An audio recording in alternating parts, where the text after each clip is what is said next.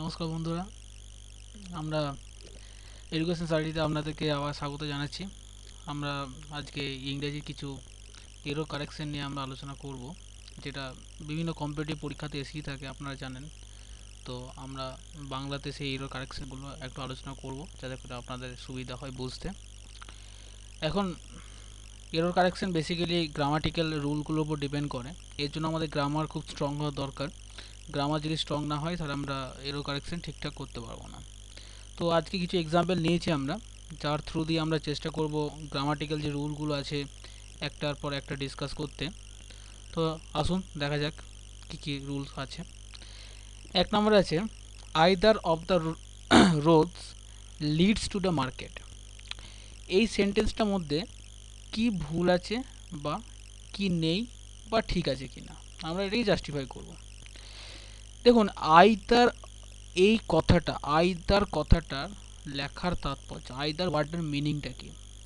Either কথাটার meaning হচ্ছে, either সর্বদা একটা সিঙ্গুলার সাবজেক্টকে ইন্ডিকেট করে।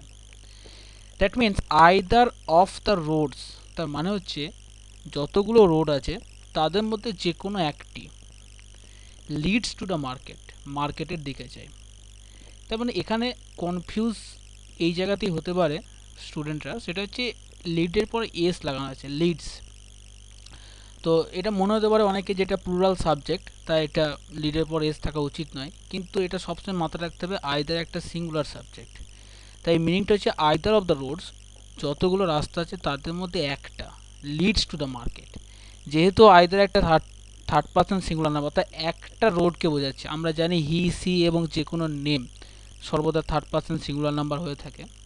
তাই যেহেতু আইদার একটা রোডকে বোঝাচ্ছে এবং একটা রোড অবশ্যই একটা থার্ড পার্সন সিঙ্গুলার নাম্বার, তাই লিটের পরে এস হয়েছে, এবং টু দ্য মার্কেট মানে বাজারের দিকে। তাই এই সেন্টেন্সটা কোনো ভুল নেই, এর অ্যান্সার হবে নো এরর। সেকেন্ড কোশ্চেনটা, ইচ অফ দ্য বয়স রিসিভড এ প্রাইজ। এখানেও কোনো এরর নেই। কীরকম? তার কারণে ইচ অফ দ্য বয়েজ, যতগুলো বালক আছে তার মধ্যে মানে প্রত্যেকে, ইচ সর্বদা সিঙ্গুলার সাবজেক্ট, তাই এটা সিঙ্গুলার সাবজেক্ট হওয়ার জন্য এখানে রিসিভড তো পাস্ট টেন্স আছে, অতএব কোনো অসুবিধা নেই, তাই এখানেও কোনো এরর নেই। Second, which of the pictures is yours. দেখুন, এখানে ছেলেরা বা স্টুডেন্টরা কোন জায়গায় কনফিউজড হয়, সেটা হচ্ছে দ্য পিকচার্সটা দেখে কনফিউজড হয়ে যায় এবং তারা ইজের জায়গায় আর এর কথা চিন্তা ভাবনা করে। কিন্তু হুইচ অফ দ্য পিকচার্স মানে হচ্ছে যতগুলো পিকচার্স আছে তার মধ্যে কোনটি। তাই এখানে সাবজেক্ট দ্য পিকচার্স নয়, সাবজেক্ট হচ্ছে হুইচ। তাই হুইচ সাবজেক্ট হওয়ার জন্য, যেহেতু হুইচ একটা সিঙ্গুলার সাবজেক্ট, তাই হুইচ অফ দ্য পিকচার্স মিন এক্ষেত্রে ইজটাই থাকা স্বাভাবিক। ঠিক আছে, নেক্সট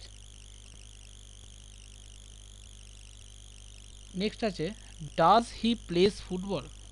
দেখুন বন্ধুরা, আমরা জানি ডাজ হি প্লেস ফুটবল, এখানে যদি সাপোজ এখানে ডাজ কথাটা না থাকতো, তাহলে আমরা কি লিখতাম, হি প্লেজ এ ফুটবল। এটা একটা স্টেটমেন্ট বা অ্যাসার্টিভ সেন্টেন্স, আমরা জানি বর্ণনামূলক বাক্য যাকে বাংলায় বলে থাকি।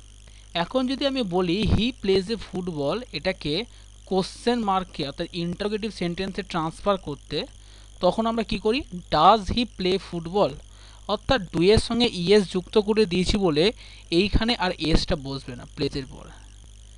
এটাই হচ্ছে রুল। তাই এখানে একটা কোশ্চেন মার্ক থাকা দরকার, ডাজ হি প্লে ফুটবল, তাহলেই একদম বাক্যটা পূর্ণ হয়ে যায়।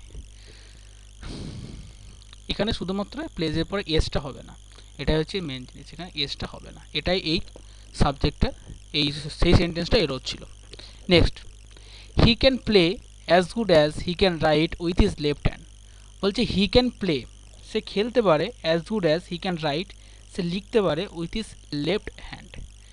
বলছে সে যতটা ভালো খেলতে পারে ততটা ভালো লিখতে পারে লেফট হ্যান্ড, বাঁ হাত দিয়ে। এখানে সেন্টেন্সের লিটারালি তো ঠিকই আছে, আমাদের বুঝতে কোনো অসুবিধা হচ্ছে না, কোনো গ্রামাটিক্যালি এর একটু কারেকশন করা দরকার। কীরকম? হি ক্যান প্লে, এটা একটা অ্যাবিলিটি বোঝাচ্ছে, অর্থাৎ তার একটা ক্ষমতা, হি can play, he can right. এক্ষেত্রে আমরা গুড ইউজ না করে আমরা এখানে ইউজ করব, সেটা হচ্ছে ওয়েল, আমরা ওয়েল ইউজ করব। তার মানে হি can play as well as he can write with his left hand. Next, my uncle forbade me not to go through the content of his letter. এখানে ফরবেট কথাটা নিজেই নেগেটিভ সেন্স ইউজ করে। তাই যদি ফরবেট কথাটা যদি ফরবেট কথাটা ইউ থাকে, যদি ফরবেট কথাটা থাকে তাহলে তার সঙ্গে নট এমনিতেই থাকে না, কারণ ফরবেট মানে হচ্ছে নিষিদ্ধ করা।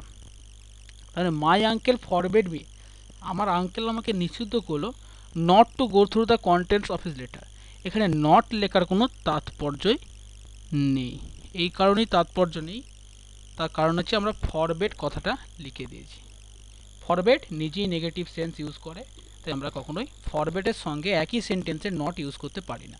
তাই কী হবে, my uncle forbade me to go through the contents of his letter.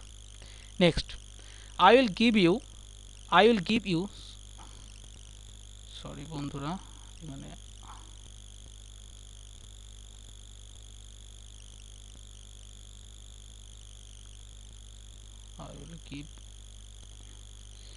I will give you reward if you do your work satisfactory।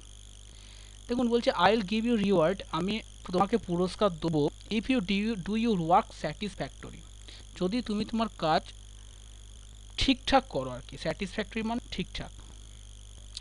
এখানে দেখুন স্যাটিসফ্যাক্টরি একটা অ্যাডজেক্টিভ, অ্যাডজেক্টিভ দিয়ে আমরা মানে if you do your work satisfactory মানে ওয়ার্কটা আমি করবো কিভাবে, তার উত্তর কখনো অ্যাডজেক্টিভে আসতে পারে না স্যাটিসফ্যাক্টরিতে। যদি আমরা ভার্বকে কিভাবে করা এই এই কোশ্চেনটা করি, তাহলে আমাদের যে পার্টস অফ স্পিচ ইউজ করতে হয় সেটা হচ্ছে অ্যাডভার্ব। তাই if you do your work satisfactorily,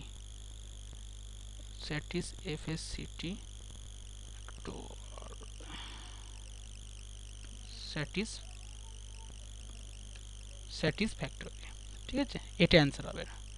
next, being the only people there, their presence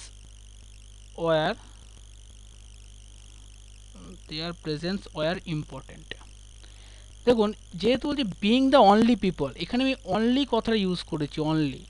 তাই যেহেতু অনলি কথাটা ইউজ করা আছে, পিপল এখানে মনে হচ্ছে, পিপলটাকে দেখে মনে হচ্ছে যে ওয়ার এখানে ঠিকই আছে, কিন্তু যেহেতু আমি অনলি কথাটা ইউজ করেছি না, তাই এখানে আমি ওয়ার নয়, আমাকে এখানে ওয়াজ ইউজ করতে হবে। তার কারণ অনলি কথাটা বলাতে আমার এটা সিঙ্গুলারেও চলে আসবে। তাই being the only people their presence was important. Next, it is nothing else than foolishness. এটা একটা গ্রামাটিক্যাল রুল যে এলস, নাথিং এলসের পরে কোনো দিনই দ্যান বসে না। যে কোনো সেন্টেন্সে যদি আমরা নাথিং এলস পাই, তাহলে সেখানে দ্যান কোনোভাবেই বসতে পারে না। নাথিং এলসের পরে সর্বদাই বাট বসবে। এটা আপনারা একটা রুল বলে খাতায় লিখে নিতে পারেন। It is nothing else but foolishness. Next, of the two she was trying the hardest to attain the highest percentage. দেখুন এখানে ভুলটা কোথায় আছে, of the two she was trying the hardest superlative degree.